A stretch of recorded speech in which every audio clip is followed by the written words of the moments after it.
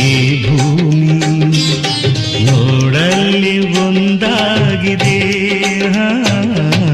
ನಮ್ಮಂತೆ ನೀವೆಂದು ಒಂದಾಗಿರಿ ಎಂದಿದೆ. ಸಂಗಾತಿ ನಾ ನಿನ್ನ ಜೊತೆಯಾಗು